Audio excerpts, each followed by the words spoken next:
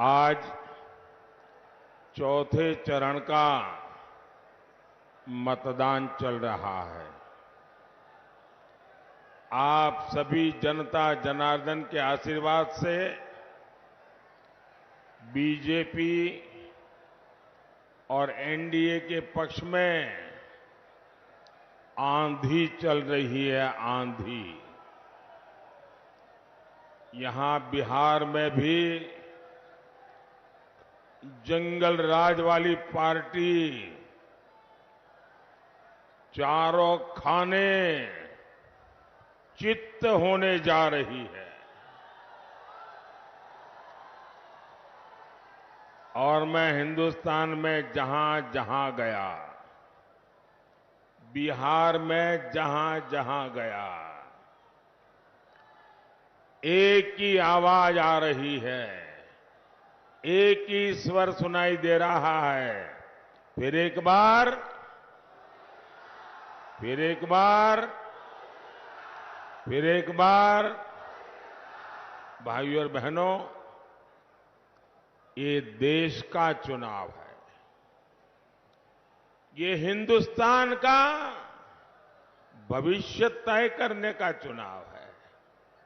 ये चुनाव देश का नेतृत्व चुनने का चुनाव है। कौन है जिसके हाथों में हम ये देश की बागडोर दें, इसका निर्णय करने का चुनाव है। देश कांग्रेस वाली कमजोर, डरपोक और अस्थिर सरकार बिल्कुल नहीं चाहता।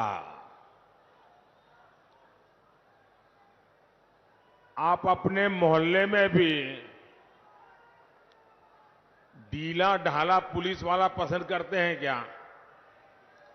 ढीला ढाला टीचर पसंद करते हैं क्या?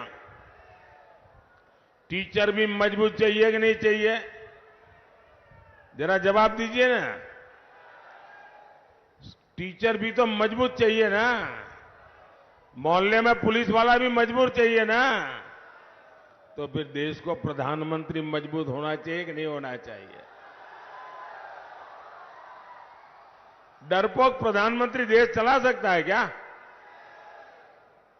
आप कल्पना कर सकते हैं, ये लोग इतने डरे हुए हैं, इतने डरे हुए हैं, इनको रात में सपने में भी पाकिस्तान का परमाणु बम दिखाई देता है।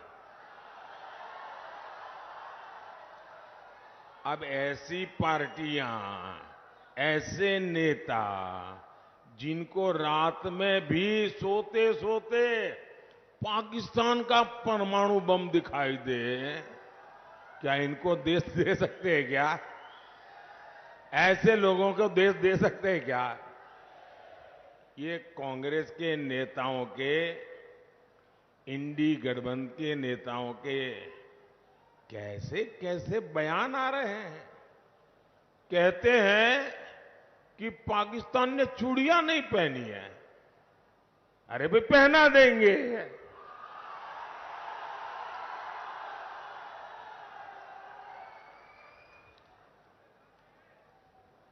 अब उनको आटा भी चाहिए,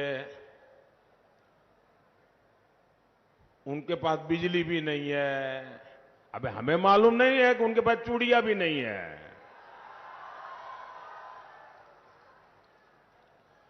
कोई मुंबई हमले में पाकिस्तान को क्लीन चिट दे रहा है, कोई सर्जिकल और एयर स्ट्राइक पर सवाल उठा रहा है।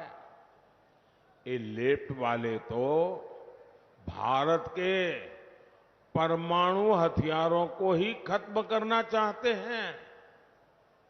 ऐसा लगता है जैसे इंडी गठबंधन वालों ने भारत के खिलाफ ही किसी से सुपारी ले ली है। आप मुझे बताइए, ऐसे स्वार्थी लोग क्या राष्ट्र रक्षा के लिए कड़े फैसले ले सकते हैं क्या? जरा पूरी ताकत से बताइए, कड़े फैसले ले सकते हैं क्या? कड़े फैसले ले सकते हैं क्या? कड़े फैसले ले सकते हैं क्या? ऐसे दल जिनके अंदर कुछ ठिकाना नहीं, वो भारत को मजबूत बना सकते हैं क्या? मजबूत बना सकते हैं क्या? वो तो मजबूर बनाकर छोड़ेंगे। साथियों, मोदी पूर्वी भारत के राज्यों को, जो हिंदुस्तान का नक्शा देखें और सीधी लाइन बनाएं, तो जो पूर्वी भारत है, जिसमें हमारा बिहार है, हमारा झारखंड है, हमारा बंगाल है, हमारा उड़ीसा है, ये जो पूर्वी भारत के राज्य है, ऐसे राज्यों को विकसित भारत के विकास का ग्रोथ इंजन मानता है। इसलिए मैं विकसित बिहार, विकसित भारत के मंत्र पर काम कर रहा हूं।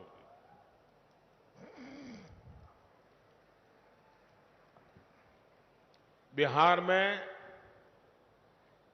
आधुनिक कनेक्टिविटी हो, लोगों का जीवन आसान बनाने का काम हो, युवाओं के लिए नए अवसर बनाने हो, कानून व्यवस्था को बेहतर बनाना हो, एनडीए सरकार हर दिशा में काम कर रही है। मोदी चारों दिशाओं में एक साथ काम करने का स्वभाव रखता है। मुजफ्फरपुर और बिहार के लोगों ने दशकों तक नक्सलवाद का जख्म सहा है। पहले की सरकारों ने नक्सलवाद को पाला, पोसा और उसका आपके खिलाफ इस्तेमाल भी किया। अपराध हो, नक्सलवाद हो, इसकी वजह से बिहार में उद्योग धंधे सब चौपट हो गए। आपको वो दिन याद है ना, जब शाम होते ही घर में छिपना पड़ता था, बाहर निकलना बंद हो जाता था। ये जो फर्स्ट टाइम वोटर है ना, वो तो उस समय पैदा भी नहीं हुए होंगे। उनको तो पता ही नहीं होगा क्या मुसीबत थी। अपने जरा दादा दादी पिता माता को पूछिए, जंगल राज की जिंदगी कितनी भयानक थी, कितनी डरावनी थी।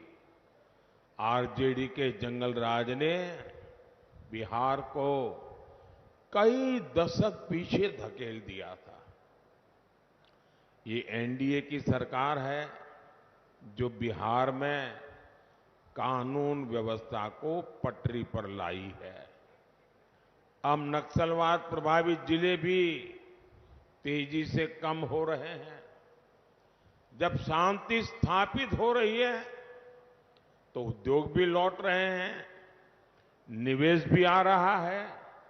और आप जानते हैं, जब निवेश आता है तो रोजगार के भी मौके बढ़ाता है। साथियों, कांग्रेस और आरजेडी का इंडी गठबंधन भारत को बांटने में ही जुटा है। ये समाज को आपस में लड़ाकर अपने वोट बैंक के तुष्टीकरण में लगा है। आप लोग जानते हैं ना, कर्नाटका कांग्रेस सरकार ने क्या किया, ये समझने जैसा है।